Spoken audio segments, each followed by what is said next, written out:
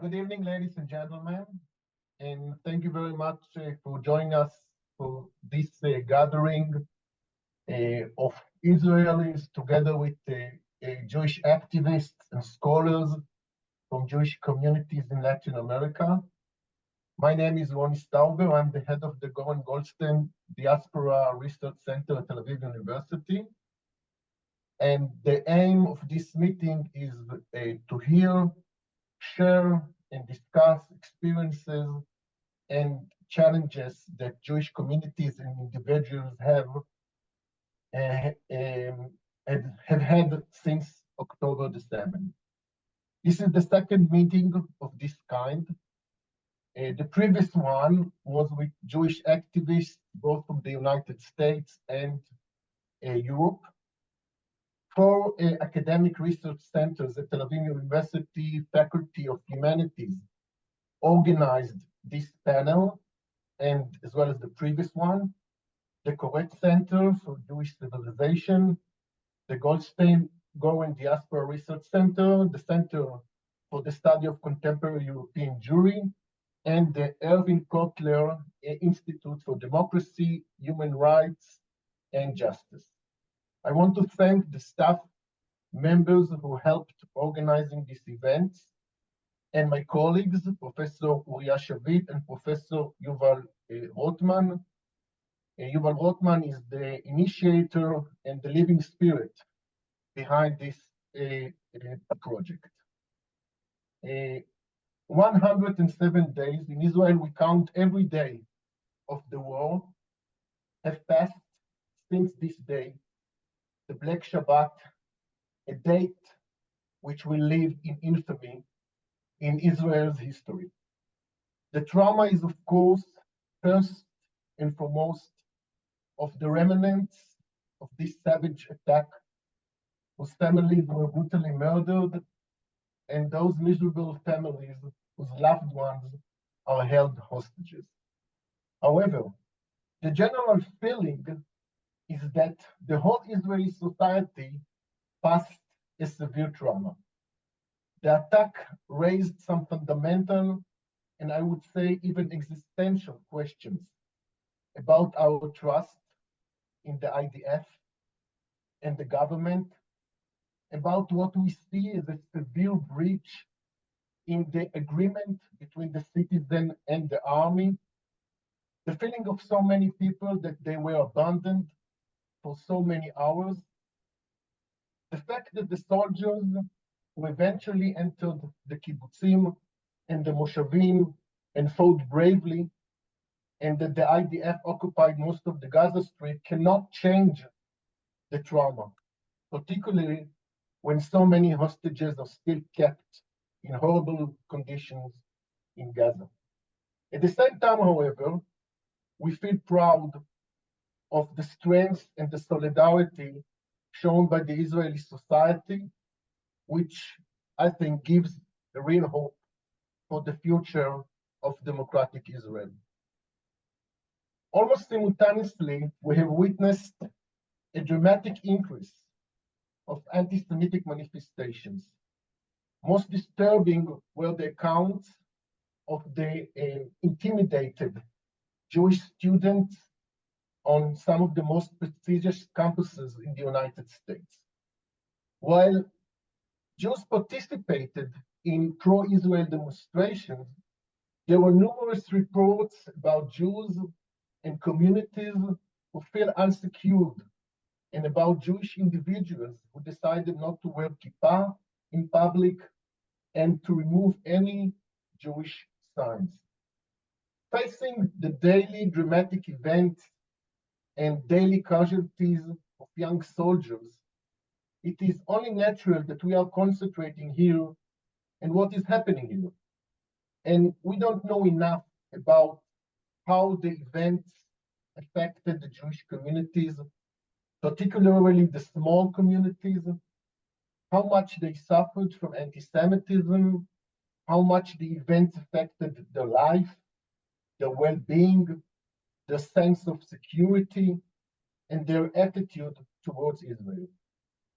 So I hope that this and future meetings will help us better understanding the situation the Jewish communities are facing in this unprecedented crisis and encourage Jewish communities to share experiences and methods of reaction when solidarity is so important today among Jews worldwide. So now I'm turning to my colleague, giving the floor to my colleague and friend, Professor Youval Rotman. Youval. Thank you, Roni, Professor Stauber. Buenas tardes, good evening, or buenos dias, in fact, in Latin America. Thank you all for joining us in this panel dedicated to the challenges the Jewish communities are facing in the state of the current war.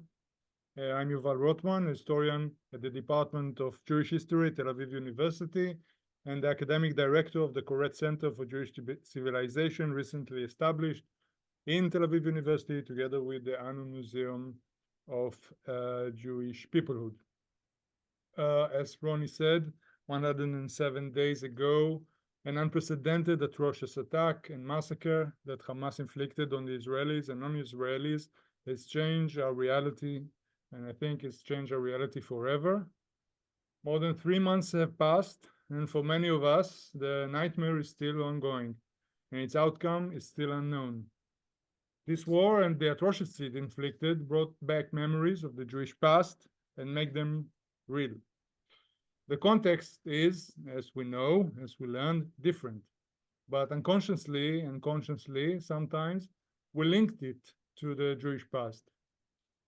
To the terrible atrocities from the Jewish past.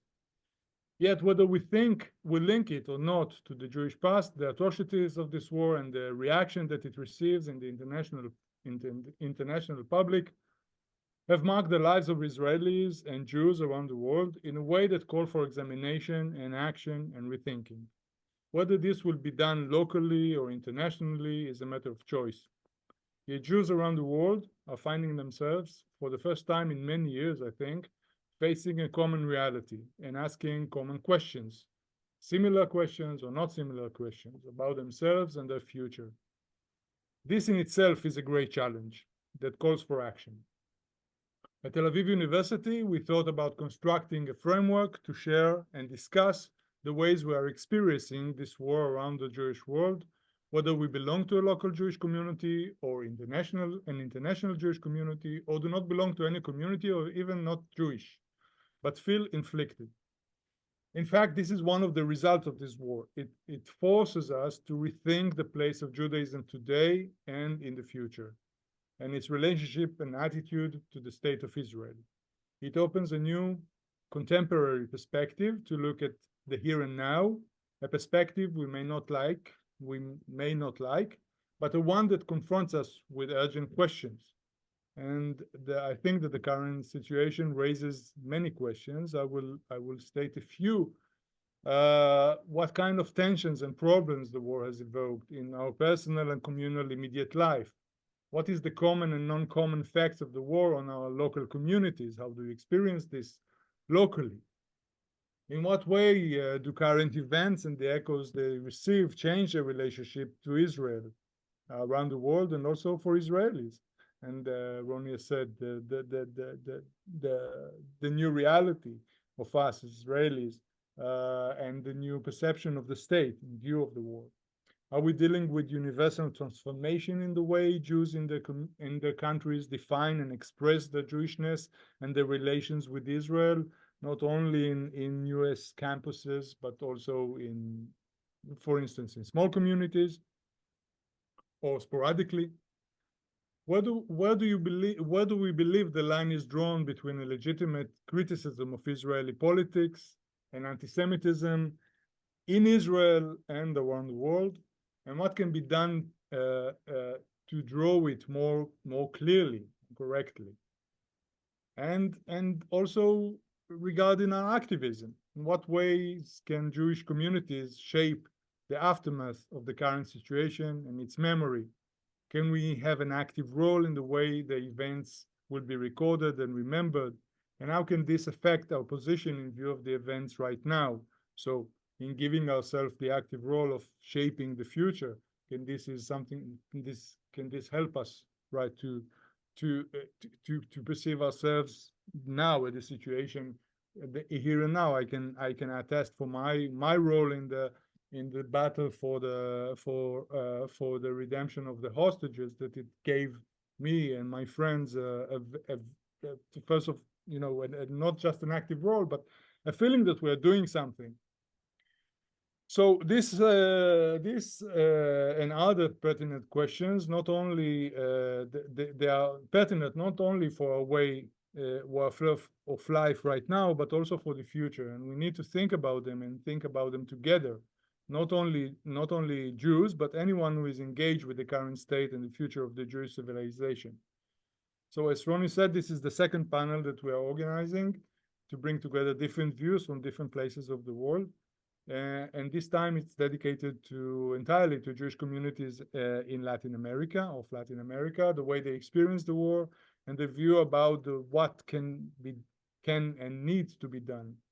We hope that you will find in this discussion not only a framework of sharing views, but also a framework to rethink together the challenges that the Jewish civilization is confronting today.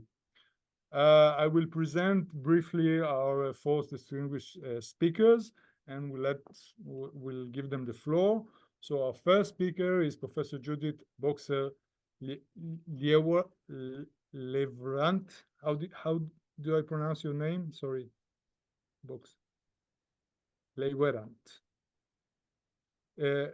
who is the director of the Graduate School of Political and Social Sciences at the National Autonomous University. Judit, you have to unmute yourself if you want to comment on the way to pronounce your last name.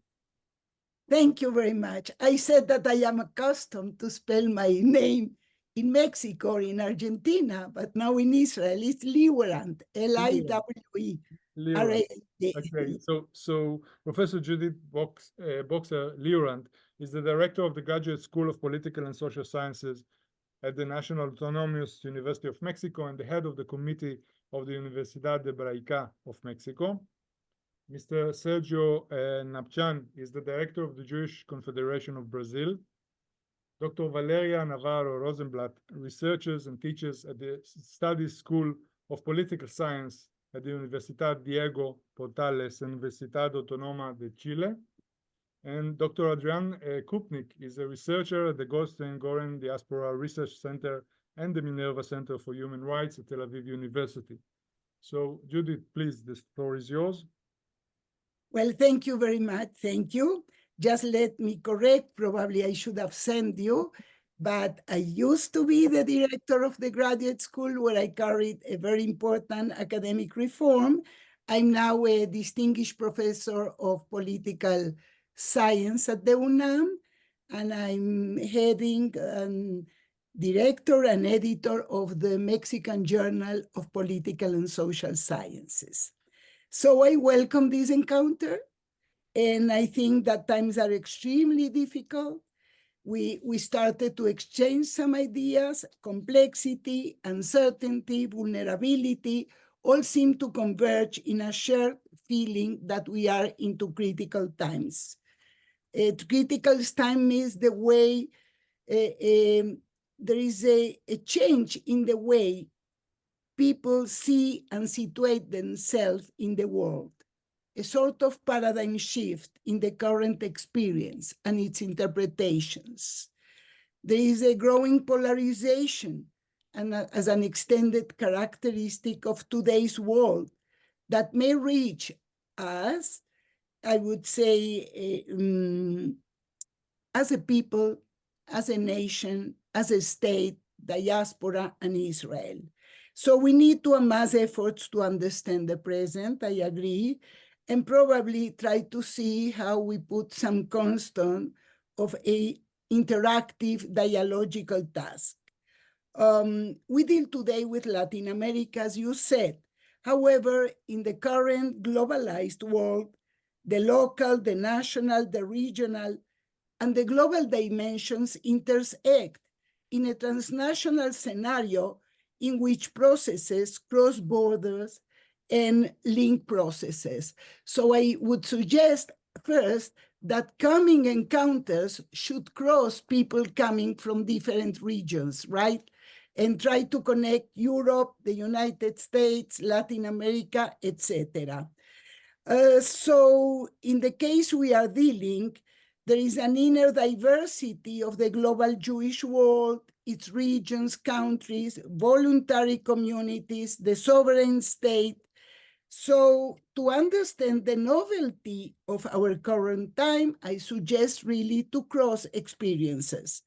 In itself, Latin America is a diverse territorial, geopolitical, economic, social, multi-ethnic, and cultural entity. We talk about one Latin America as an ideal, the reality is diverse, and the global Jewish world, for its part, has its own diversity. If we attend our region, our, I would say, continent, Latin America, there is a different way of approaching question of legitimacy, equality, diversity, the life of Jews as citizens and as members of a community. And in general, I would say that Israel has been today, even though the changing patterns of this relation, Israel has been an identity builder, an identification referent, has been and is, and a builder of organized Jewish life. So I would say its strength is both ideal, ideological, spiritual, concrete, together and paralleling a multi-centered Jewish world in a transnational diaspora that connects in between communities, not necessarily through Israel. So today challenges are really very, I would say, very compelling. The first one, as you said, October 7. I think that's a common experience to the Jewish world, shocking, dramatic impact, and so the war. The nature and magnitude of October 7 and the war, as every war that you may qualify it just, unjust, defensive, not necessarily, but has always negative outcomes, human life, death, sorrow. And I think that October 7 and the current world met the communities and Israeli society amidst divisions and solidarity, polarization, and the shared feeling of a shared fate, trust and delusion. As you refer starting, there is the state, there is the questioning of government policies, there is the admiration for the cohesion of society.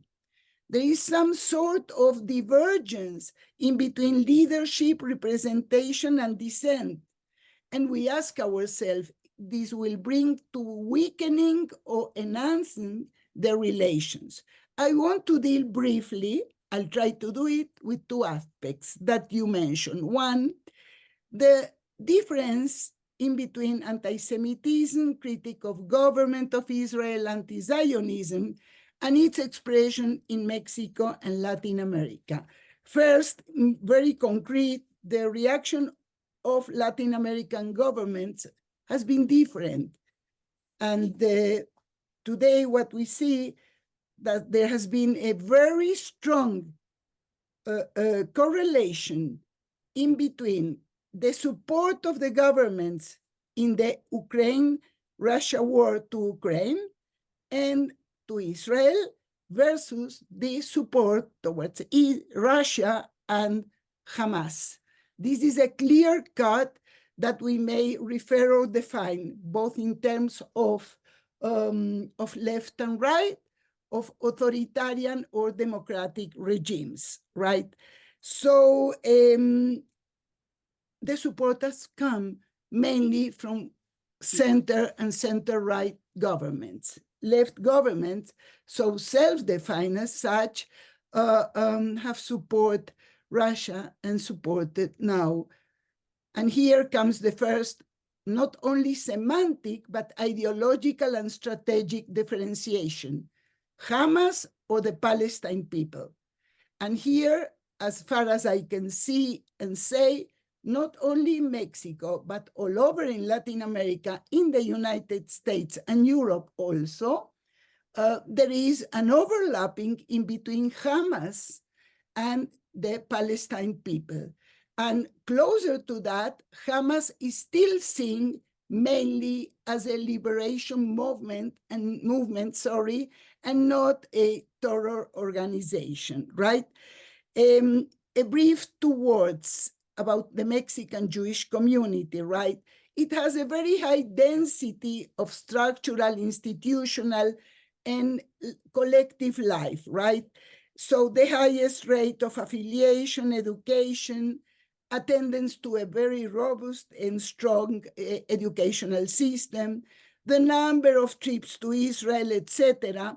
It has an inner division in between subethnic, religious, political, and economic belonging, and the spaces shared, if not building consensus, to build consensus, they guarantee a collaborative, united effort, mainly facing the representation versus the government.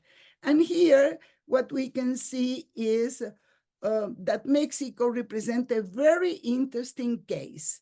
While the government has entered and has reached through election the government, through a leftist and democratization claim, its nature, and that's very important to the rest of Latin American countries too, its populism, its populist profile has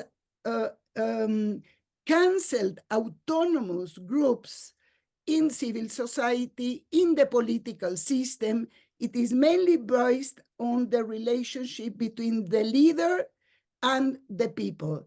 So what was the starting in democratization processes of a strong civil society, it became weak. It has been on purpose weakened. The surprise now is that October 7 and the war raised a quite important number of NGOs that they are mixing pro-Palestine stance,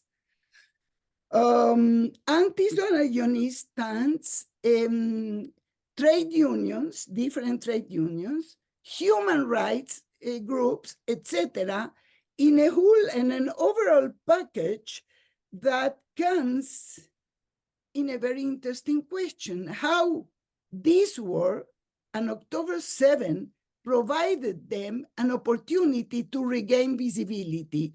In any case, beside this question that I think in different terms should be posed also to Europe, right? What we now see is a, you can say, melange, a combination of different sectors, NGOs, groups, that they are becoming a very important factor as the critical protest towards Israel, towards the war. And in a moment, I will say some details of how it comes and how it has been coordinated, its efforts, with other Latin American countries in different spheres, not only. So I would say that despite the greater conceptual awareness that we have regarding the complexity of anti-Semitism, we need more clarity regarding its interaction with anti-Zionism, anti-Israelism, and critique of Israel. I consider that, again, I repeat, anti-Semitism, anti-Zionism, anti-Israelism, critique of Israel are singular processes, yet they are overlapping at the meaning-making level. One sense reinforces, one may reinforce the other I insist, at the meaning-making level. However, the war has radicalized the discourses and tends to blur the war, mainly the war, to blur the limits between one and the other. I can't have enough time, but I would say that mainly my research has focused on the building of the negative representation of the Jew in Mexico and Latin America. And its building has been through tropos, right, to fixed images of the Jew, not only of the Jew, but also in relations to the other dimension I referred. And what we can see is that that's not the same phenomenon. It's not the Hydra phenomenon, right, of the same monster that lurks with different, no. In different senses and contexts, there is a repetition of images and negative tropos of the Jews. They serial, right, God killer, but we shouldn't be surprised. In the States also it has appeared, right? Jesus and the contemporary Palestine.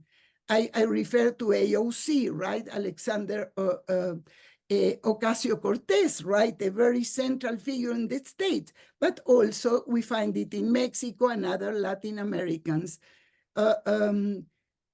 Jesus was not a Jew, was a Palestine, composed of money grabbers and money lovers. I'll come to in a moment to see the images today regarding Jews and partially also Israel. Rich, powerful, selfish, immoral, alien, unrooted,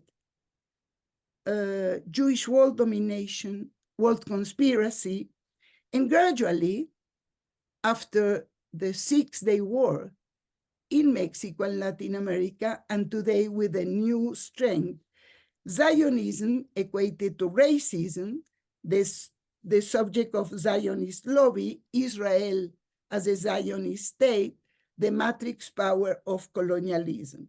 So criticism of Israel, as we know, is not anti-Semitic in essence or motivation. However, both overlap if prejudice rhetoric or images drawing from old myths or tropos, as I referred, come together. We see today a very new phenomenon, the legitimate criticism of Israel and its policies in light of the long-lasting Israeli-Palestinian conflict. It has different expression. The sources can be political for Jews and non-Jews, ethical, pretending universal, and the outcome can be different, public pressure, but we also see that we have to be very careful to differentiate in between the critique of the current government, the coalition, etc., and the way it appears as a hostility toward Israel and toward the Jewish people. As I said, a radicalization of discourse, new threshold of acceptance or rejection of a prejudice, the rejection of Jewish reality, and this we can see to new convergences among different sectors, different people. And if I may, I don't know, Youval, you're counting the time. Please let me know if I am still in the 20 minutes. No, I'm laughing. Oh, It's okay. Okay, yeah, I'll try to. you can have, Okay, so if I quote, the previous topos that I referred as Dayside, etc., were built through decades of Jewish presence in the region, in the continent, and before that, we know about anti-Semitism without Jews. Now, what is going on, I try to synthesize different expressions of the movements. It's not only the street movement, but declarations. And it's interesting, they are continental also and global. So the ongoing massacre in the Gaza Strip by the terrorist state of Israel signifies a loop in the policy of aggression and ethnic cleansing. We are facing nothing less than a genocide. Previous of all the idea of bringing Israel accusing of genocide or the polemics in the state, right? Then another, the action, and that's very important. Now, we can imagine how Jews and the Jewish community can feel, as you describe, both of you, as introduced, what this current situation brings to all of us when the action of the Palestinian Resistance Organization on October 7, resistance organization, right? So it was a reaction, it was reactive, and it was a blow to the policy of the Zionist state of Israel, and here Latin America grows and appears, Western imperialism in the region. This connection in between imperialism, colonialism, racism, and Zionism became in Latin America a sort of cultural code following the expression, the conception of Shulamit Volkov, right? It's a cultural code that one brings. Today, Zionism became a sort of transnational package that doesn't need the others because it implies it. And it is related to the long years, long-lasting conflict with Palestine. So the accusation of the state of Israel as illegitimate, ethnic cleansing, the theft of lands, the key to attract trade unions with the anti-imperialist rhetoric. So what they are looking is to approach a sort of, but I'm bringing together different expressions, right? So Can you sum up just? Yes. So if we would expect that the war should be connected to October 7, what we see here that the periodization goes back to 1948, and also previous in expressions in the academia and in the street, of course, of a Balfour Declaration. So what we see here is finally this conception. For this, what I'm bringing is that Latin America became a scenario where gradually the critique of Israel became part of a more comprehensive package, right? One other point that I would suggest, and I don't have the time, is to see where in the academia, not only in Latin America, but also in the States and Europe, several theoretical approaches have reinforced a double situation. One, they open new horizons to analyze the third world or the global south, and simultaneously, they reproduce a prejudice conception of Jews, Israel, and Zionism. This, I think, is one of the main challenges we face.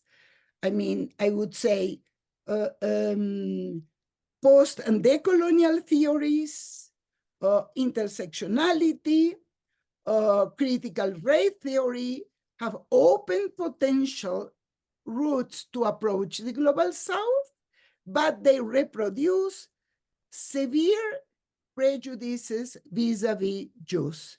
This is one, vis-a-vis Jews and vis-a-vis Israel. And this is a field that we have to consider carefully, right? How we work with our colleagues and our students, right?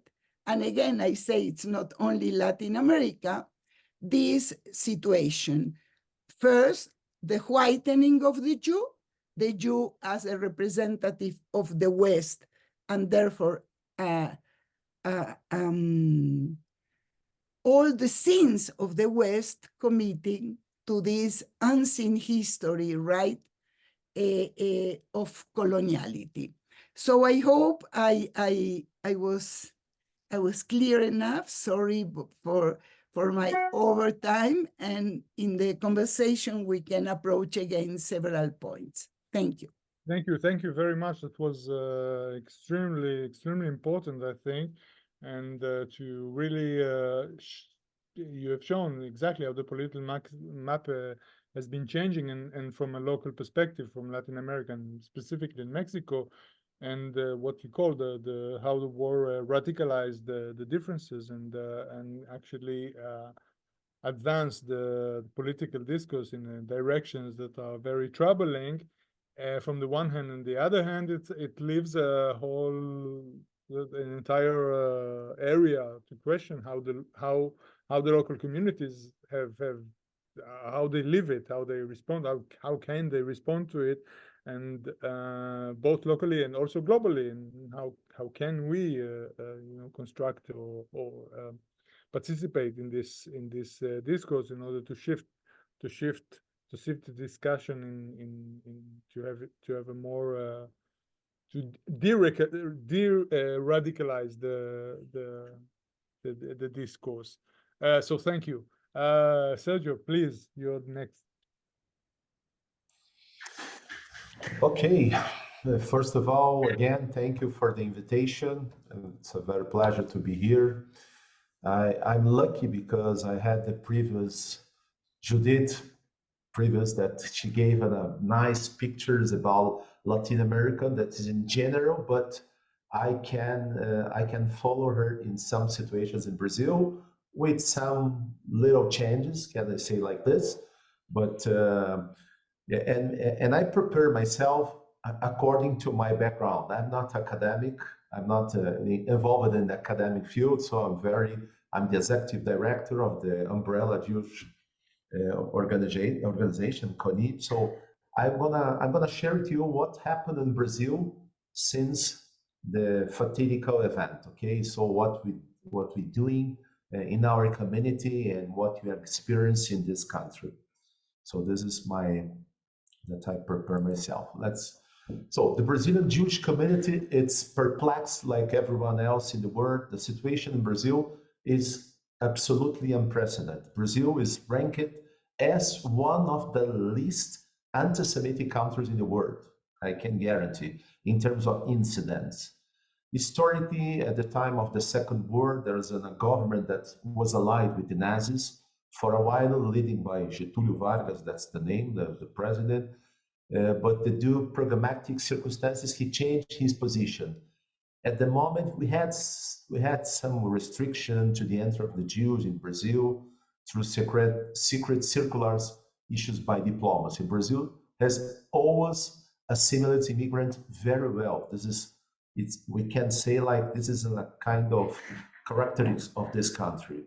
After the terrible period of slavery, which Black people, that was very complicated in our history. Brazil still has racist features and its composition, and right now is facing the war period. There's an acute polarization between right and left, especially in the last 6 years. With the growth of the social media, we have also an exponential growth of hate speech. Our biggest challenge at the moment has been dealing with the anti-Semitic and anti-Zionist manifestations of the current government on the left-wing mass living in Brazil. Many of them are ignorant and they don't know what's the difference. It's the issue of anti-Semitism. It's a new word for the majority, and some or other are instigate the importation of the conflict into the Brazilian scenario. This is a new phenomenon in this country. I'd like to share what we have done in few words since October 7, when we realized the severity of the crisis that we had in Israel. We established to create a crisis committee to address the situation and work in the follow direction, government and the political relations. So we made many efforts to encourage expression of support and subsidize the congressman, because we arise many things and they don't know. They ask they asked us help to address the issue. It was so new because of the new situation. We established the guidelines to the federal government and other public institutions to realize that Brazil carries a tradition of peaceful coexistence and should not import conflict and tension from other society, country. We follow, this is the Brazilian tradition of the diplomatic tradition. And such guidelines include the clarification, the difference between the terrorist group Hamas and the Palestinian people, and so make clear that's the solidarity with the Palestinian people. And so we open a special force to the press.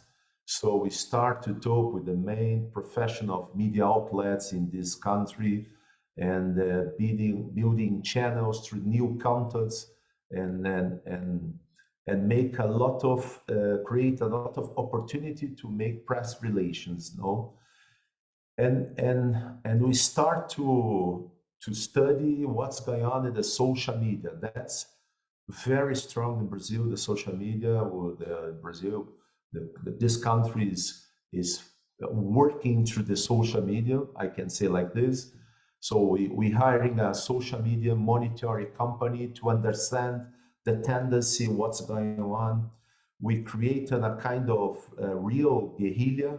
I don't know exactly this is the right word in English. Guerrilla was created to combat the contextualization of the conflict, the anti-Semitism, and overall the hate speech. So we produce a lot of materials. We import some materials from many places, and interlocution with the main content platforms to mitigate the damage caused by anti-Semitism, erroneous and distorted publication.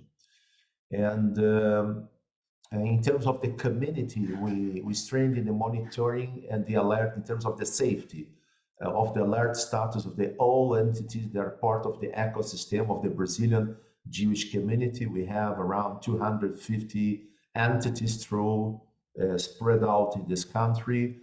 We had the contact with the federal and state public authorities that we do have a connection, but we visit them. We create mechanisms in order to hide the level of the security. And also we open a special task force in terms of legal, so to scan for anti-Semitic acts and examine their eligibility for legal action. We receive such a lot.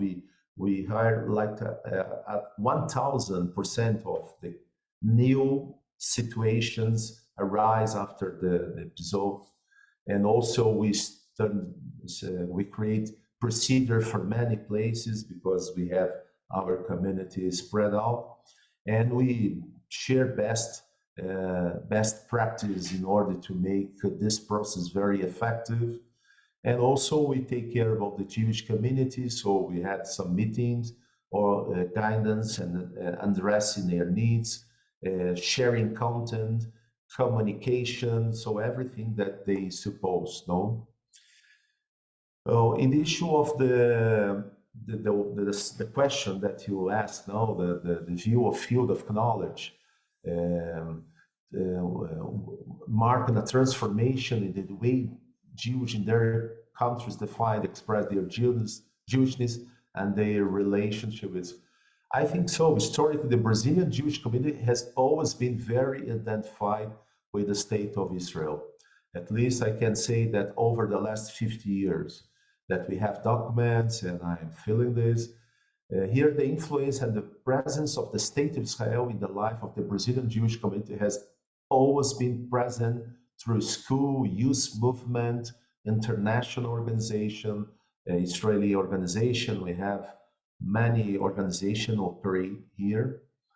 And we know that the anti-Semitism and war in Israel tend to mobilize and unite the Jewish people, even accept some difference.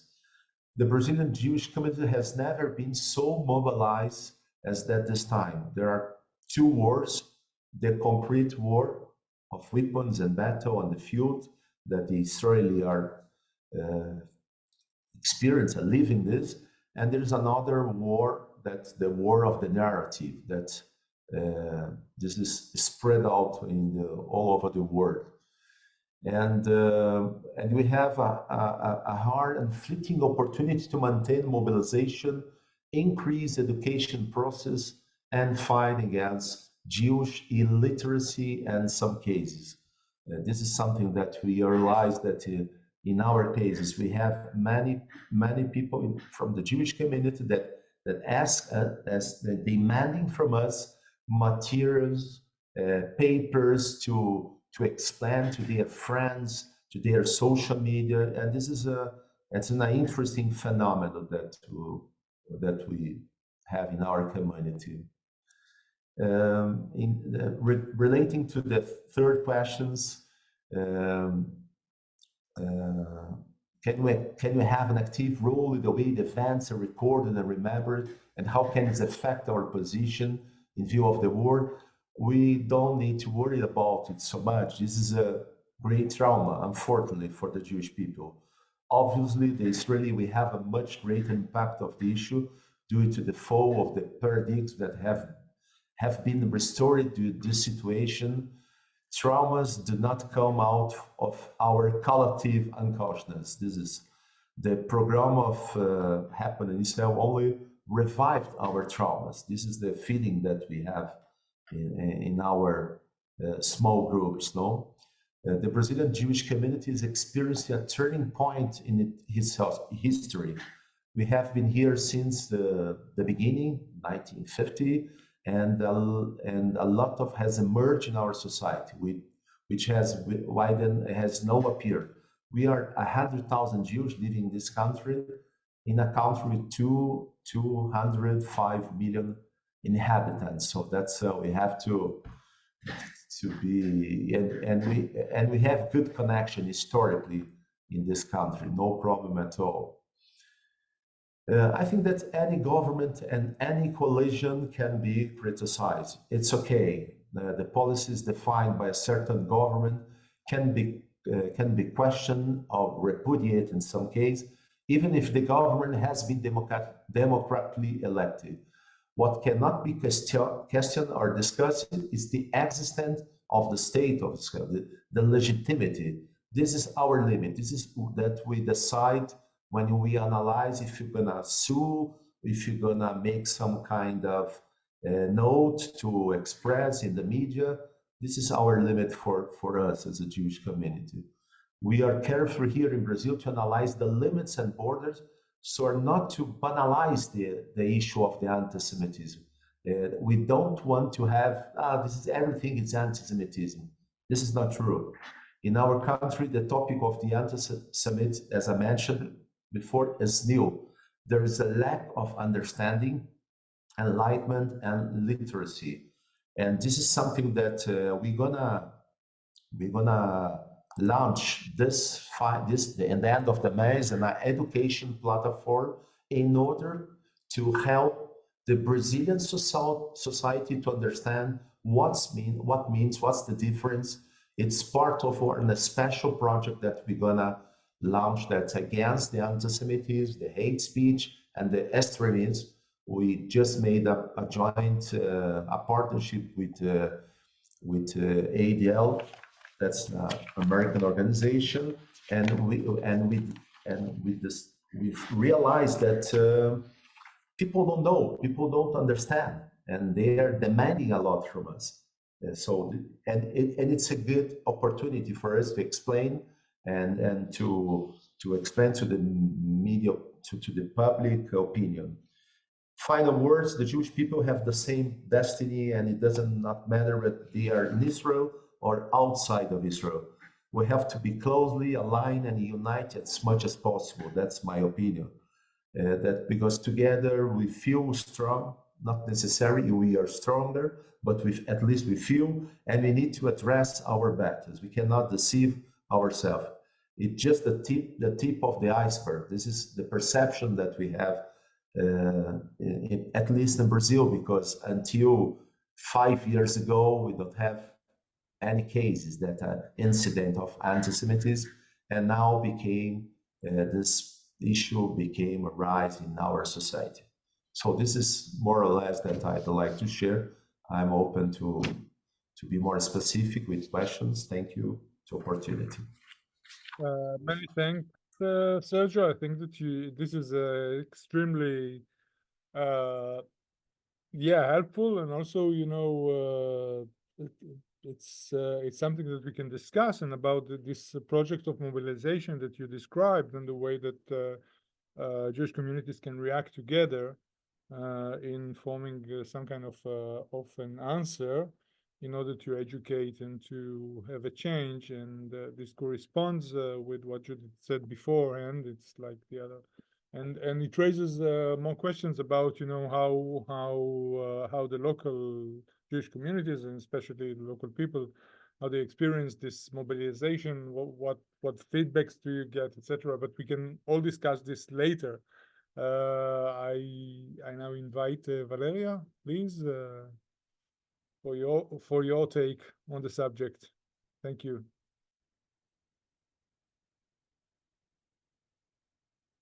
You're muted. Yeah. First of all, thank you, Youval, for the invitation. Thank you. I don't see the other person. It's very, thank you, Roni. It's an honor to share this panel with Sergio, Judit, and Adrian. Well, let's begin. It's a sad honor. I would prefer not to be in this type of panel if there was any possibility of not having a word like the one we have now. But under the circumstances, thank you for inviting me. So it's a very emotional topic for me. I have family and friends in Israel, friends like Adrian, and most of you are in Israel. I'm currently in Chile. So to begin the analysis, I would have to say that we need to understand where the Chilean Jewish community was located at the moment the war began. So we had an election in 2021 when a young man from a left-wing coalition came to power. His name is Gabriel Boric. He's the current president of Chile. And he ran against a far right-wing politician. So many people voted for Boric, for the left wing, for the current president, to avoid voting for a person who is a Nazi descent and who has many other flaws. Since the beginning of his candidacy, he began to say that he believed that Israel was a genocidal state. That he said that in an interview with the Jewish community. So the first issue that we saw is that there's no channel to talk with the president about these topics. So this was reinforced when in 2022, there was a change in the ambassador from Israel in Chile. And the president of the country denied the reception of the diplomatic credentials.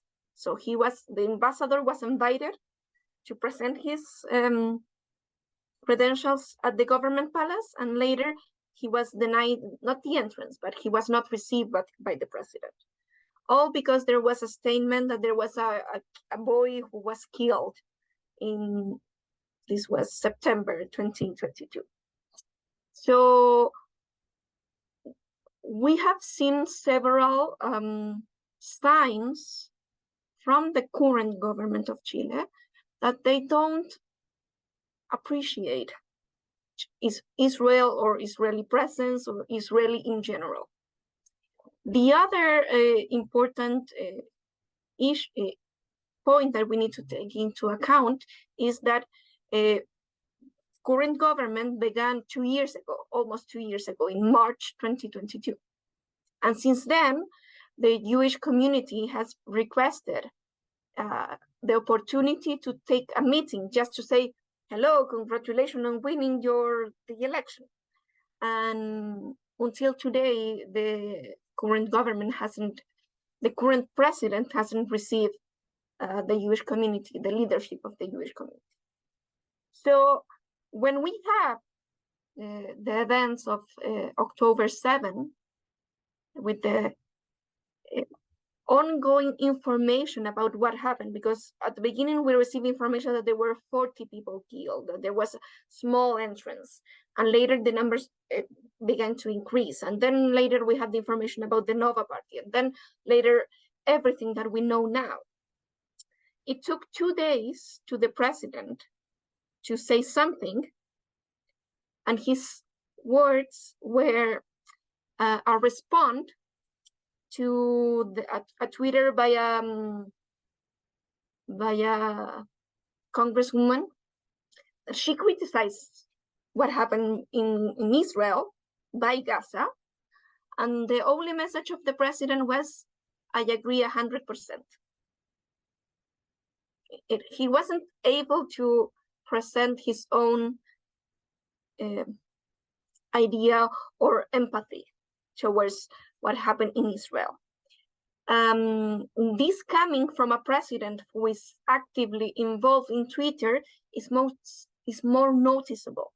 If it was someone who was not in Twitter 1 or 2 a day, it would have been, okay, he didn't tweet. I actually, for the first day, I thought that he was traveling to China because he was going to China during those days. So I thought maybe he was traveling to China at the moment. He wasn't. So it was just an innocent, hopeful expression that I had as a human being.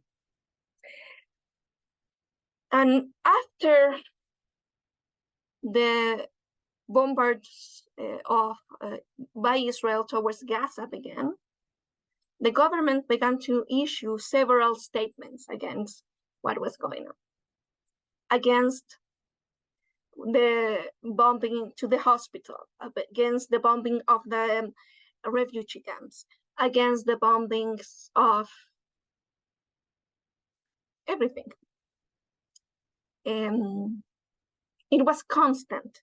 So there's a sharp difference between what happened when Israel was attacked than when Israel was retaliating Hamas, or events after October 7. And that's like a thorn in the Jewish community at the moment, a thorn that is reaping our essence. Why? Because for those of us who voted for this president, because I was not going to vote for a president who was right-wing with Nazi descendant, I was not going to vote for that. And many people, many Jews voted for this president. And suddenly it's not only that his rhetoric during the candidacy was evident to be not only anti-Israeli, but in certain terms anti-Semitic. We began to feel orphaned. And many Jews in Chilean Jewish community, especially those on the center, on the left, feel an orphanhood from the institutions that have, where they used to participate, political parties, feminist organizations, human rights organizations, where you had condemnation, rightful condemnation of everything that can be happening and that can be violating human rights, except if you're Jewish. So one expression of that situation was evident a couple of weeks ago. So probably some of you know that in Chile we have a big number of Palestinian descents in the country. Some say that is the biggest outside of the Middle East. I don't want to enter the numbers because people disagree on what are the real numbers. But one of those descendants is an important major of a part of Santiago, Recoleta, and he was a candidate for the primary election of the coalition that is currently on government. So he ran against the current president. And this major has had a very anti-Semitic rhetoric since he has been in politics. And so he participated in the launch of a book that was called Zionism, the Ideology That Kills, made by a friend of him. And he was saying, when he participated in the presentation, he was saying, or he was stating, there's no way that a Jewish person can be in the left because Jews believe that they are the chosen people. So they don't see the others as equals. So there was a polemic coming from this perspective where the fact that you can be from the left was denied when you are Jewish. And after that, one group created a letter stating that that was not true, and that letter received 800 signatures. We need to remember we are a small community in Chile. There's about between 20 and 22,000 Jews currently living in the country. And not many of the Jews define themselves in political terms, and not many of them define themselves as leftist.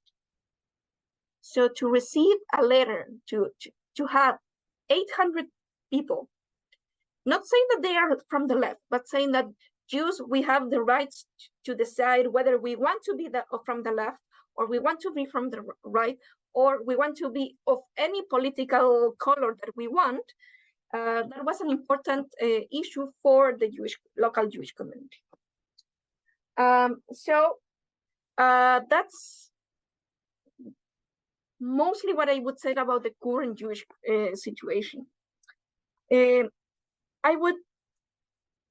About the following questions, I'm not completely sure what an answer would be, in the sense that I'm not completely sure if there's going to be a different way that we understand the event of October 7, that we could recast it in a different narrative. Because as Sergio mentioned before, what we have in Chile is one version of the struggle for narratives about where Zionism, Jews, Israel is located in this current situation. I would say that this is going to be also a period after October 7 when local Jews have felt abandoned by in part of the government, or the official government, in part of the political parties, where only one political party, the Socialist Party, was the one who wrote a letter or sent a message to the people who belong to that party. Also the sense that in certain terms of insecurity, where the ways of living as a Jew has been challenged, has been made more fragile. In the sense, I would say that maybe the impacts would be similar to what we have in Chile, as the memories and the remembrance of what happened in Argentina, in AMIA, in 1994, that some sort of daily life activities change the way they were made, and that it adds an additional memory of violence that is not recognized as such. So, yeah. And the line between criticism of Israel and anti-Semitism, I would always put it in the sense that if you ask from Israel something that you're not asking from the government, that you need to check from where you're asking that. Like if you're asking Israel to be the only one who respects human rights, or you demand that Israel respects human rights when you are not asking that from, let's say, China, Russia, Iran, Saudi Arabia, Turkey, there must be something else there. I'm not saying that everyone who denies that, who doesn't criticize those governments is anti-Semitic, but my radar always clicks or always makes a beep when the Jewish state is being asked something that is not being asked from other countries. And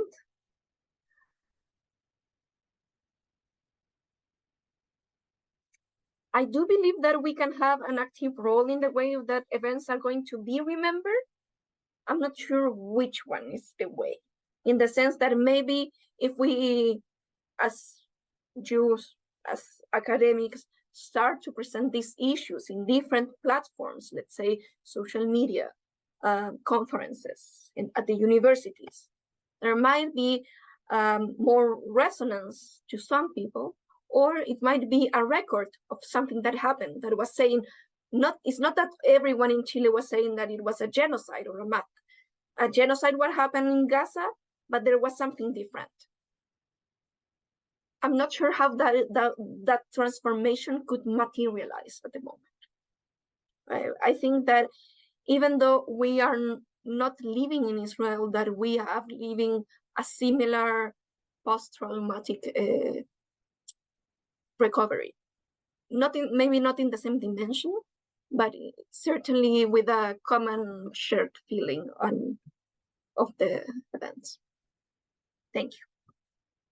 Thank you very much, Valeria. That was extremely stimulating, and I think that I, at least, now much more informed about the difficulties of the community and the difficult situation in which they find themselves within the local politics, and also vis-a-vis the general political map and the way it changed and the way it's going to change, etc. And I think that it gives us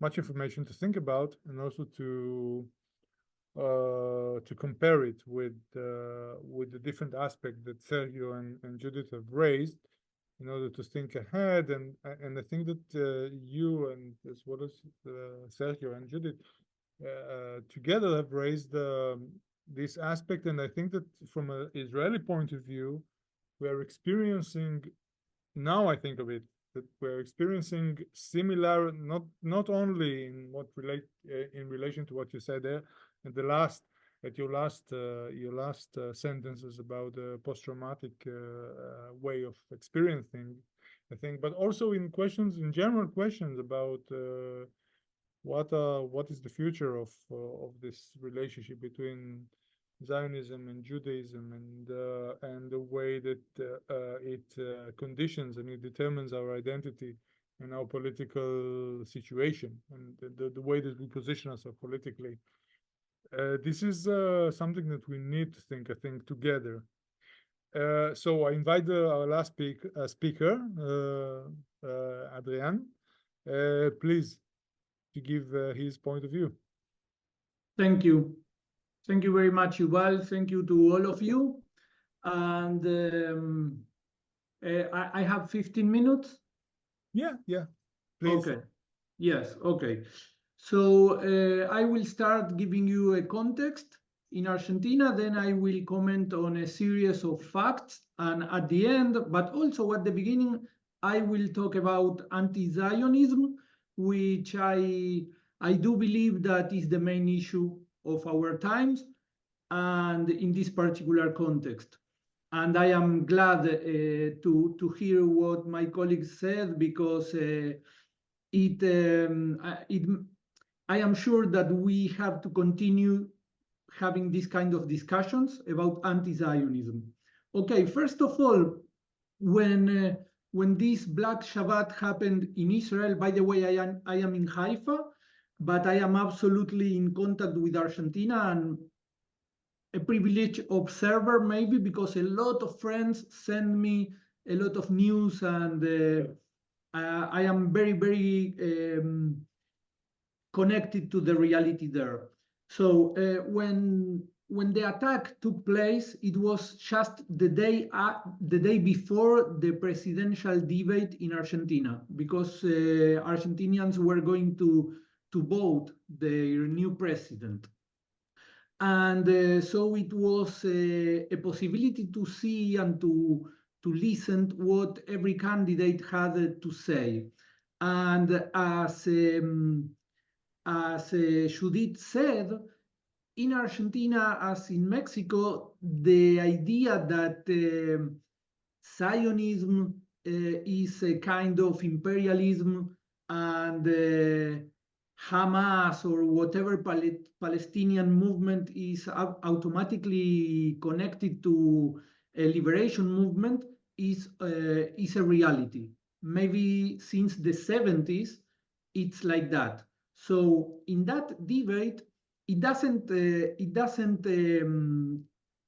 make any difference if a candidate is the favorite or is a far left person who is not going to take to receive a couple of votes, but all of them have the same time. So it was absolutely shocking for large segments of society that the woman who was the candidate from the far left, actually a Jewish woman, she supported the Palestinian cause without saying anything about Israel. The rest of the candidates, of course, were against violence and supporting Israel. A very important thing to comment about that debate and our current president in Argentina is that Javier Milei, the new president, a person who defined himself as libertarian and let's say is a far right person, if we want to simplify because we don't have a lot of time. He sides with extreme capitalism and all that. He started to be very sympathetic with the Jewish culture. He has a rabbi, actually the new ambassador in Israel is his personal rabbi. He said he wants to convert to Judaism. He wants to move the embassy of Argentina to Jerusalem. So what I am explaining is that the link between imperialism, Judaism, and rich people is going to be stronger in Argentina for this administration. Leftist people, people who have no idea about what is Israel, they are going to start connecting Israel with this president, which is cutting the budgets and is making very aggressive reforms, which are going to be very hard. They are already being very hard on the population. Okay, so some facts. In Argentina, the traditional institutions, Jewish institutions, they reacted as usual with communication in the newspapers, on TV, supporting Israel. There was an interesting demonstration organized by different people in the stairs, in the entrance of the law faculty of the University of Buenos Aires, like 6,000 people in solidarity with Israel. That was nice, let's say. There were artists. In Argentina, we have a community of 160,000 Jews according to Halacha, according to Halachic origin. Let's say they have a Jewish mother, but if we pay attention to the law of return, the number jumps to 220,000. This to give you an idea, and 80% of them are in the capital, in Buenos Aires. And the most interesting interventions I watched on TV, they were made not by politicians, not by Jewish representatives from the institutions, but by artists. In particular, two artists. The number one comedian, he's called Roberto Moldavsky, and in the 80s he was living in Israel and he studied sociology at the Hebrew University. Now he does stand-up and he works on TV, on radio, and he was on the news program, and he made a very honest and personal account, and I think it was very, very good. There were some other journalists that they are Jews and they were supporting Israel, which I think it was a very positive contribution to the Zionist cause, to the Jewish cause, to Israel. Because I am a Zionist, I am Israeli, I am a Jew, and I don't have any problem with that. But having said that, I think we are losing the battle. We are being defeated by anti-Zionism, and the new arm in the hands of anti-Zionism, of course, first of all, is globalization and internet and the TV channels, satellite channels, the Iranian channels in Spanish, the Venezuelan TV broadcasted for the whole world, Al Jazeera. They have a systematic anti-Zionism propaganda professionally designed. For example, there was a documentary about how COVID was a conspiracy created by Zionism. So, and these channels, they love to show when Jewish people are defining themselves as Jewish, but not Zionist, are even against Zionism. They love to do that, and this is the new arm they are using, and altogether with the accusation of genocide that is becoming a serious issue, in my opinion. So some facts on the institutional level, on TV, and on politics. Now, about people, regular Jews. A lot of people, friends of mine, they told me that they were very surprised to find very hard reactions. They did not use the word anti-Semitic, but they told me people I never expect were going to support what Hamas have done. They actually were supporting that. And I find myself that I cannot talk to these people anymore. These friends of mine who are academicians, progressive people who work in the University of Buenos Aires. So anti-Zionism is very strong in very small leftist circles, but these circles are somehow ideologically dominant in certain places or circles of society.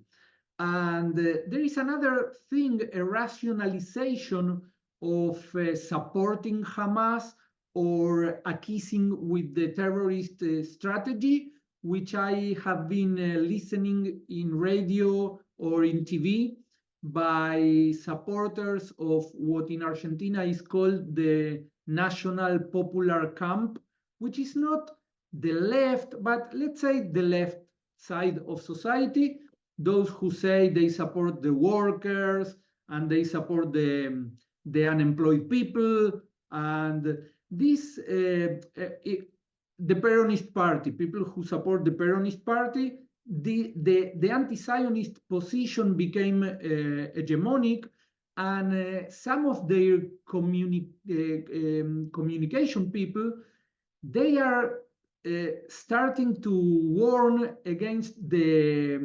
very pro-United States or pro-Israel foreign policy that the new government is pursuing, or at least talking about, because they say, hey, come on, we had 2 terrorist attacks here in Buenos Aires in the 90s. So again, the idea of the 90s, the neoliberal economic program and siding with the US is coming again to the political debate.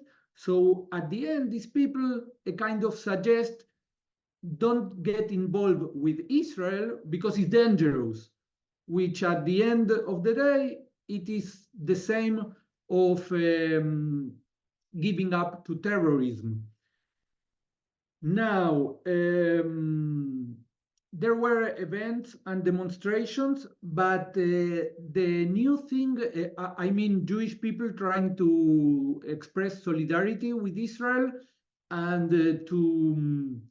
to fight for the minds and the souls of the people. And I was glad to see a lot of young people, by the way, not only from Argentina, but from South America in general, on social media, on TikTok. I became addicted to TikTok some nights, and I am glad to find some very well-educated and motivated young Jews, or not that young, maybe young professionals, maybe not coming from history or from the academia, a psychologist, a guy who is very young, maybe he's a student, I have no idea what is he studying, and they were fighting the comments on the social networks.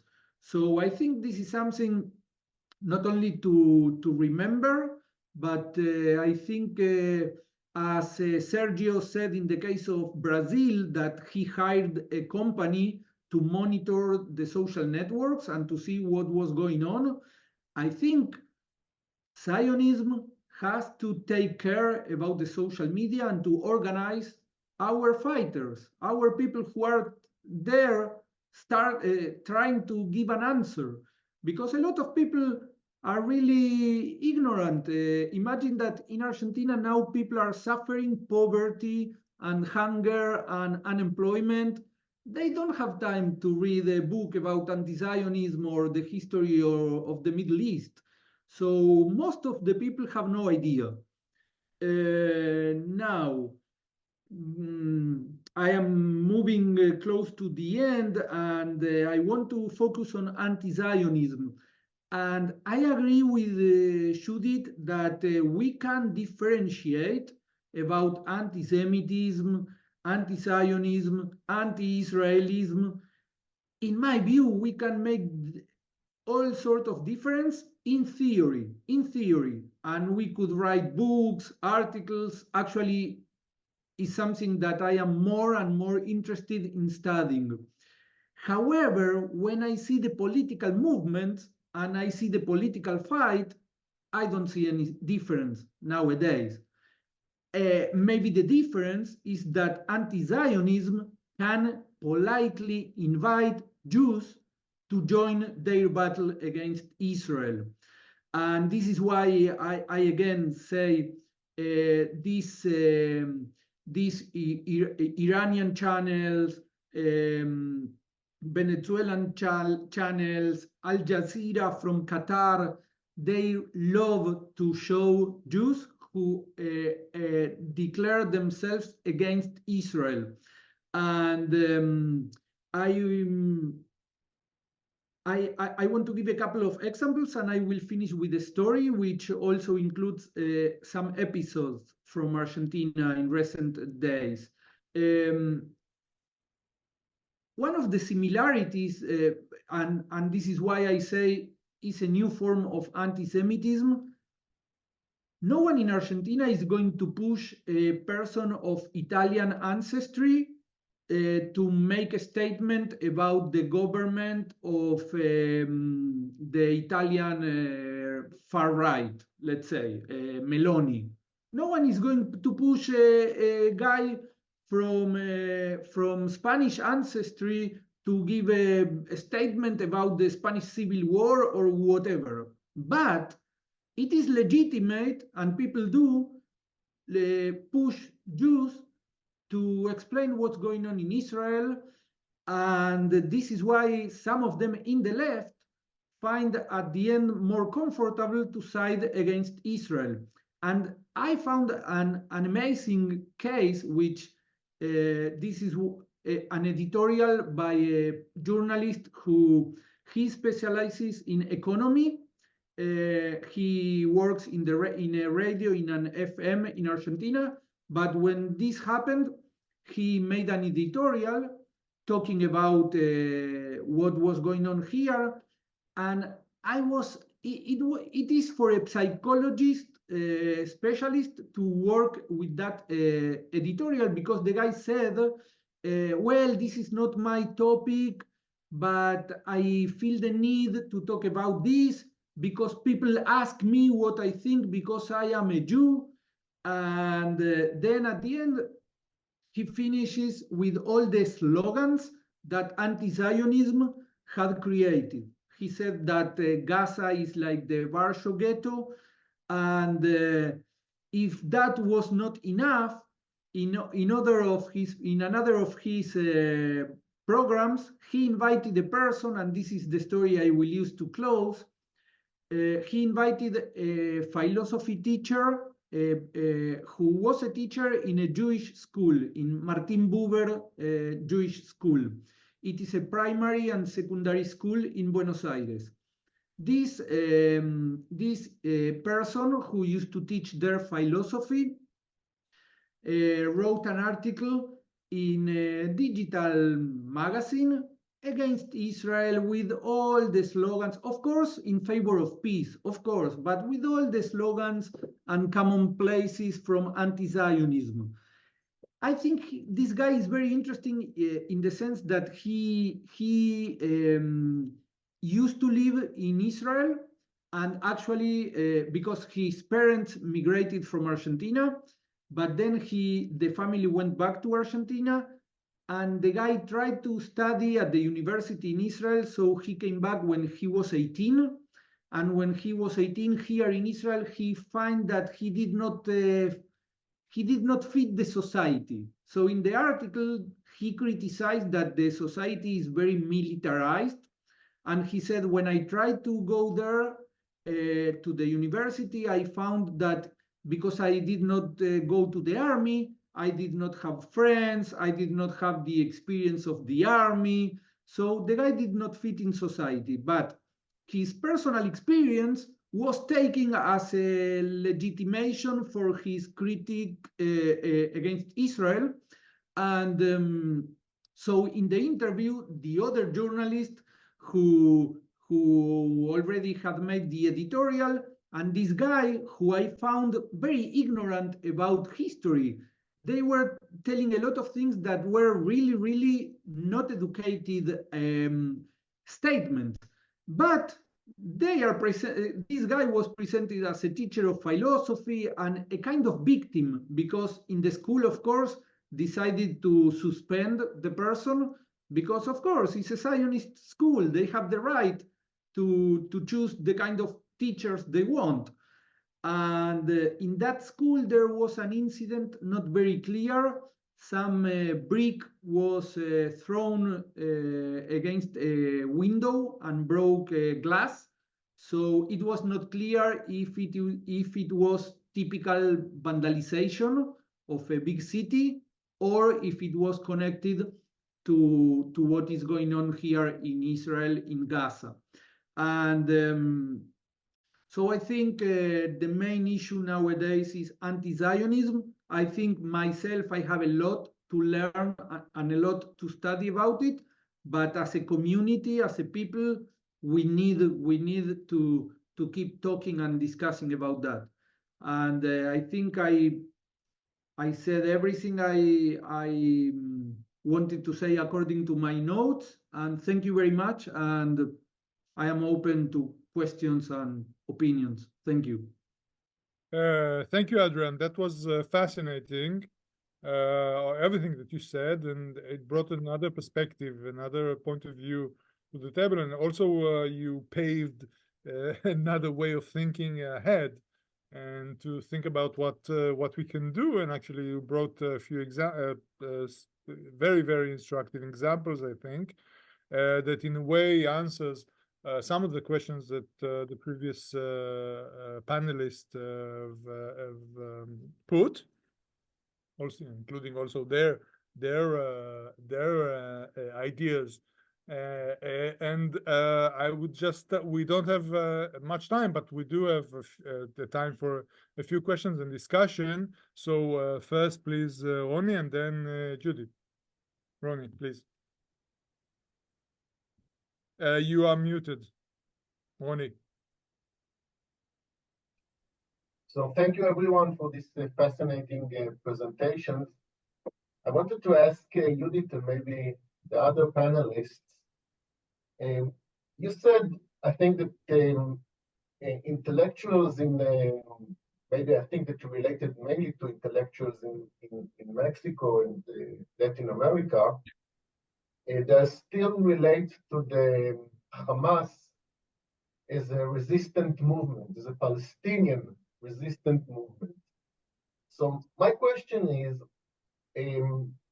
didn't the atrocities that were made by Hamas, which left such an impact on the Israeli society, even on people who see themselves as supporting the peace process, are looking for a solution, and with the Palestinians, people who are part of the left in Israel. I mean, the atrocities, the way that they raped women and what they did to children, you know all the stories, of course. I mean, that left such a traumatic impression on the Israeli society, and also for people on the left who began to ask themselves, are these the people that we are looking for making a peace with them? You know, that they even killed in the kibbutzim people who supported the peace process. I think that many leaders in Europe who came to Israel, and even in Europe and the United States, and saw the pictures, they were affected considerably by the pictures that they saw and the atrocities. And my question is, did all this left any impression on people who still see the Hamas as they saw before Palestinians' resistant movements? I mean, don't they see them in a different perspective now?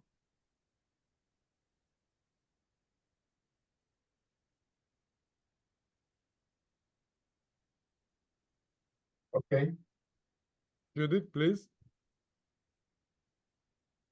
You are muted. Well, my intervention originally I asked, I will refer, but let me first answer your question. It is extremely complicated. And an example, a synthetic example, would be the discussion that Havai Luz is holding today with so many intellectuals from the left, be it Zizek or the others. So here we have a very complicated picture, because for the post-colonial and decolonial discourse, there is a legacy of a left and Marxist tradition where violence has been part of the liberation movements, right? And you see it today in the Palestinian intellectual, if we can say, sectors. So I will tell you, there are people that they still ask if people means colleague with name and family name, that they still put in doubt what happened in October 7. So from one side, there is a recognition that liberation would come through violence.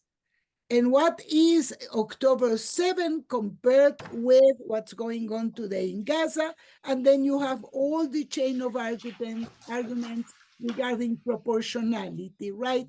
So this is a very interesting subject that I would like really to further analyze, because it has to do with how do you relate to influential people and influential theorists just discovering where the limits come when the Jewish question, the Zionist question, the state of Israel appear. Brilliant minds that they recover this sort of blindness, if I may say, regarding the reality of Judaism also, of Jews, etc. So this is one point. The horrors were not interpreted by all of them this way, right? And then you have in Latin America, of course, but not only, the different ways of discussing, for example, the legacy of Frantz Fanon, right? Where is violence here and how we relate? So I think that your question deserves a more detailed response, right? Or dialogue regarding, because this is a very important point. Now, let me add two things. Excuse me, Judith, let me Sorry. add something that I think that's important to understand. Sorry. The Latin American mindset. I'm going to say on behalf of Latin America, I don't know if I know. I can say about the Brazil, but I think that we can make at least Mexico and Colombia in the same situation, that we have huge violence, urban violence in these countries, in Brazil and Mexico and Colombia. And so this is creates some kind of different perspective for the intellectual. I mean, when they compare the numbers of the death, and it's something incredible. So this is make a little bit confused, a little more. The situation in Brazil, it's not like exactly like it's a little bit different. The majority of the academic people, they understand what happened in Israel and they defend. Even the government, they had a statement, the Brazilian government at the beginning, the first statement was that Israel has the right to defend themselves about what happened. But I agree with what Judith say, that there are some people that after 1 week, the moment that Israel start to retaliate and became the war inside of Gaza, they change completely the narrative. So at the first week, we still have the empathy of the Brazilian society and the academic people, even to our government. But after 1 week, it appeared. So our job was to find ways to reconnect and to put the real picture to the Brazilian society in order to influence the public opinion. So just to add, sorry, Judy, to interrupt you. No, it's okay. Well, it happens, we display, we unfold several, because you could imagine that for Latin Americans, Hamas could have been interpreted of, let's say, how the narco, right, and the failed state regarding areas where there is no control on violence could be parallel. But I didn't refer to that, Sergio. I referred mainly to the argument of proportion in between October 7 and the war. But I think it's very delicate. I am convinced that we do need to approach a very serious conversation with all these theories that have such an important impact on youth and universities. I would add, all the discussion in the States that has gone around the elitist university leaves aside the problem of 90% of the new generation that study in the States that are not known the way they are studied. And here you have all this change in the humanities and social science. You may say, a sort of cultural climate, right, that comes.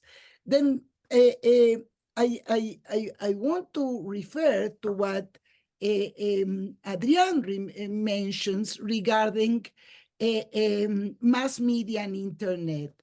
Let us just take into account two things, because I have here facts also regarding the analysis that has been made of the behavior in mass media.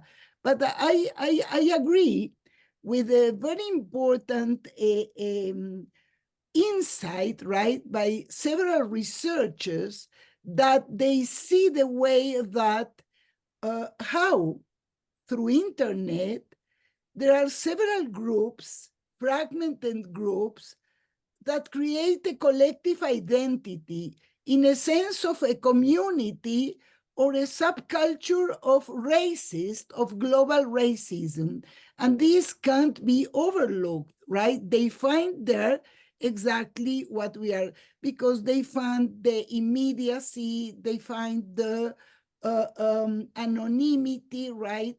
And if you compare Argentina, Mexico, Colombia, Chile, and Venezuela, you'll discover what percentage you have in Facebook, Twitters, etc., which is, we don't have the time here, but it is very enlightening to see the way it became a space to express all this. And since the war and until December, I don't have figures for January, we have 24,000 millions of mentions of the conflict in Gaza, right? Which is substantive compared to the previous year. And we have the, well, also we should go and see, again, just to be very cautious in our analysis, the percentage of people that, that are into social media, right? And there is, you can see how it reproduces the main topics that had to be with Gaza, genocide, aggression, war, hospital, Israeli army, etc., etc. I don't want to just take more time, but here we have a field of research, and I am entering it to discover also not only the immediate political use of this, but also how it's part of this. You were surprised, Adrian, who said you find people that are really very intelligent. Exactly, we find there a subculture also, besides all the booths that are organized by this. Well, I think that so many interesting points have been raised. Let us remember that Milei, that today is this incognita, right, is very close to Trump and to Netanyahu, right? So there is also a way to see political affinities, right? Which is very important to take into account. And that's it. Well, I agree. On the symbolic level of violence, we are losing the battle, because we do see Jewish youth that are afraid of going with the Magen David or Chofshim Kippah or to wear the kippah, vis-a-vis all these display of Palestinian symbols that are continentally organized. Chile has a group of artists, 15 artists in this workshop related to the Palestinian Club, that have designed impressive posters that are just covering all the manifestation and protest and universities in Latin America. Sorry, my apologies if I took again the time. No, not at all. It was fascinating, and I think it exactly what you said. I mean, it raises so much, so many points to think about, and to think ahead. I would like to invite you to two of the audience, Valeria, and after that, Rosalie. Please, just unmute yourself. Yes. Yes. So, hello. My name is Valeria. I was born in Buenos Aires, Argentina. I live in Israel for a long, long time, more than 35 years. But I studied Hebrew in a Jewish school, and when I was 15, we came to Israel. And when I talk to my family in Argentina, they don't talk about anti-Semitism at all. They talk just about the economical situation, that's all. And they are very happy that Milei was elected. They don't very happy. Now is the summer, and they went to the sea like all the Jewish families do in the summer, like I did in the summer. So I wanted to understand what is really going on in Buenos Aires now. Maybe because it's summer and the universities are closed and the schools are closed, so that's also influence. And it happened in October, and October is like 2 months before we finish school. So it's very interesting what you say. And also has a friend, because most of the people in Argentina are Catholics, but I have a friend that she's not Catholic, and we are in touch all the time, and she pray for the state of Israel all the time. So I would like to understand what is really going on, because I thought that all the anti-Semitism that we saw in the campus is something that in North America or in Europe, but not in Latin America, because in Argentina, as you say, Dr. Krupnik, the people are suffering from the economical situation, and they don't have time to think, I think, about something else. Thank you. Thank you very much. I think that also it relates to what we heard in the previous panel from the United States about different kinds of. We hear mainly the most radical voices, and we tend to think about putting emphasis on that. And I think there were people from campuses who said that the picture are much more. Not varied, but I mean that we get a very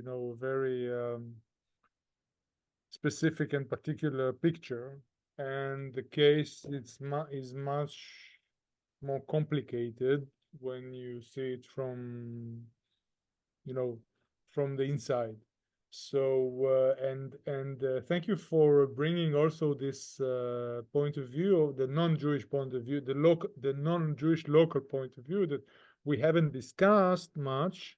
Where we discussed the map, we discussed below the bottom and the up, and the above, but we didn't discuss the dynamics from below and the things that are concerned with Jewish communities and other communities locally. Rosalie, please. Thank you. And first of all, congratulations to the organizers of the panel for what has been really a fascinating discussion. And congratulations to all the panelists, among whom are several friends of mine from Mexico and Chile and Argentina. I just, as a Chilean, I was particularly interested in what Valeria had to say. And I just wanted to understand whether, Valeria, perhaps you can tell me whether I'm right or wrong in thinking that, and what you have said, is that there are two fractures in Chile at the moment. One within the Jewish society or the Jewish community in Chile, which I would say there's almost, we might even say it's a generational crisis, that possibly the older generation thinks in one way and the younger generation thinks differently. And this manifests itself and is probably produced also as a result of a crisis within the younger Jewish generation, who has traditionally aligned with the left. And therefore, now that you are losing, as you said, support within the left, you find yourselves at a loss, both ideologically vis-a-vis the left, and let's say from an identitarian point of view vis-a-vis the Jewish community. And I thought that this is a particularly interesting point that's worthy of discussion. And this issue of the fracture brings me to something that I've been reading about a lot recently and thinking about a lot recently.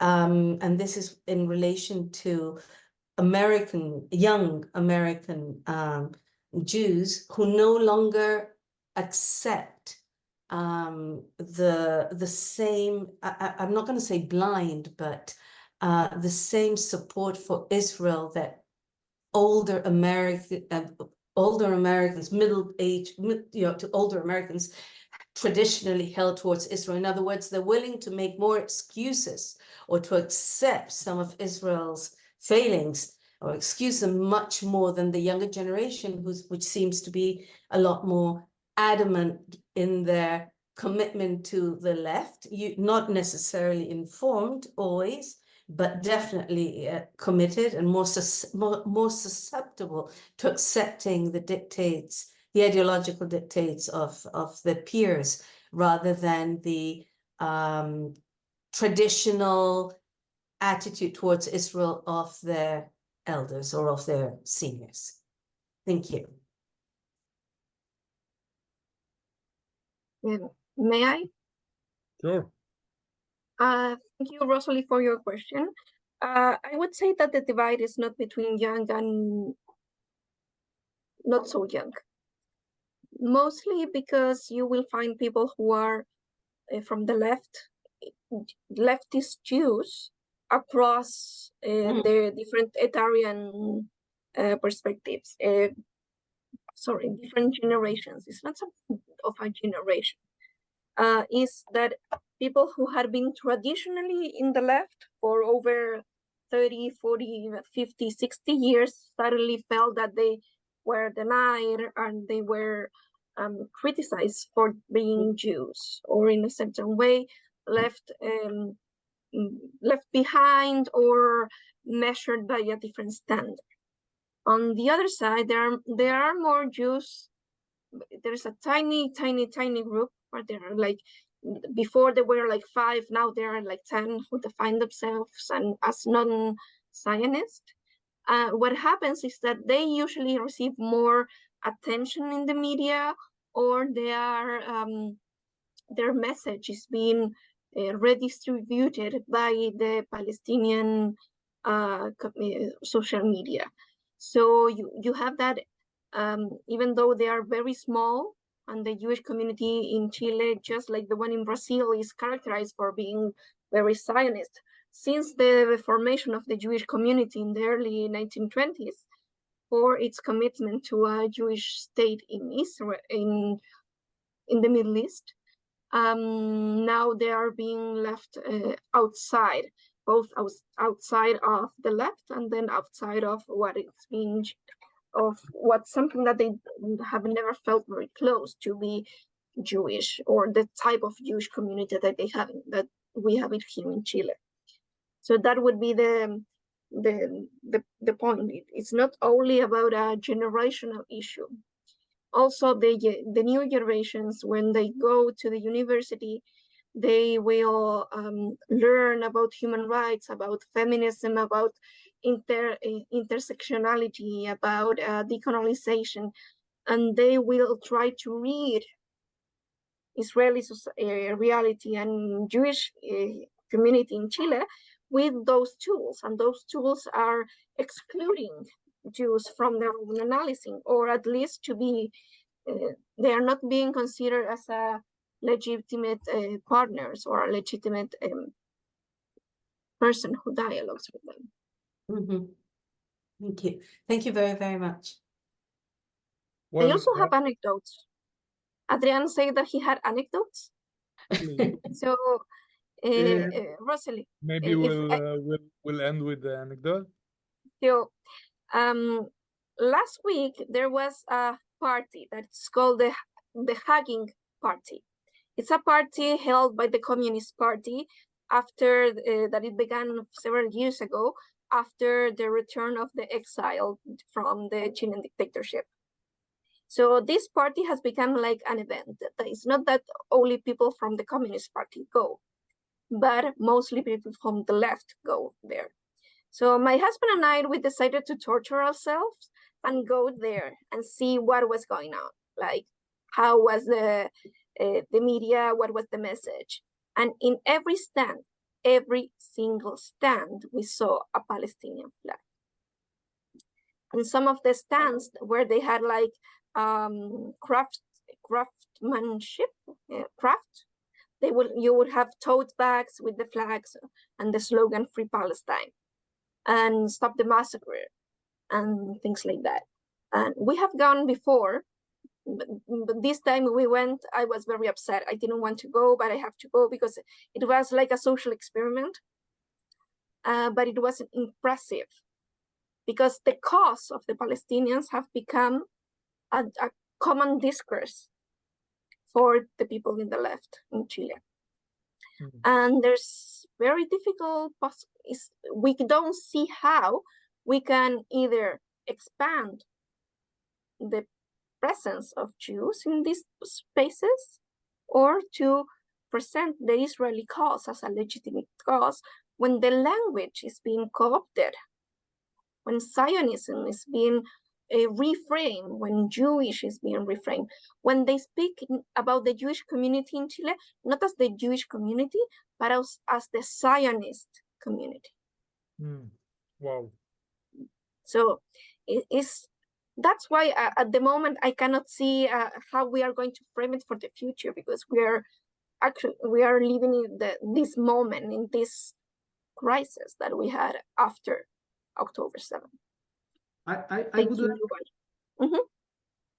like to add, yes, I would like to add regarding what you said, that they talk about the Jewish community as the Zionist community. I think this is another feature that makes anti-Zionism the new anti-Semitism, and this is the issue of there is no border, and it is the anti-Zionist who decides who is Zionist and where is the border. So in that regard, I think it's the same of it used to be anti-Semitism. Yeah. So, and this brings us back to Judith's talk beforehand about the radicalization of the map, and this is the consequences. And actually, it gives us a lot to, well, it shows us the challenge that lies ahead, and we have to respond in a way to not only to that, but only to think how to how to make a change in this discourse in order to be on the active side and not on the responsive side, the passive side. So thank you all for completely fascinating papers. For a completely fascinating panel, for all your extremely thought-provoking, stimulating points of view, and the way that you really presented them in a most engaging way. And without corresponding one with the other, you presented, I think, a complete discourse that is now we can take and then develop further on, and this is exactly what we would like to do in the Koret Center for Jewish Civilization. This is what the Koret Center is for, and so thank you all. I wish all of us better times and better future, and for all the hostages to rapidly come back home or brought back home, because we cannot really go on with our life and plan plans without them being here with us. And for all of you, many thanks for joining us, and we will look forward to working with all of you. So thank you. Thank you. Bye bye. Thank you. Goodbye. Thank you. Bye bye. Thank you.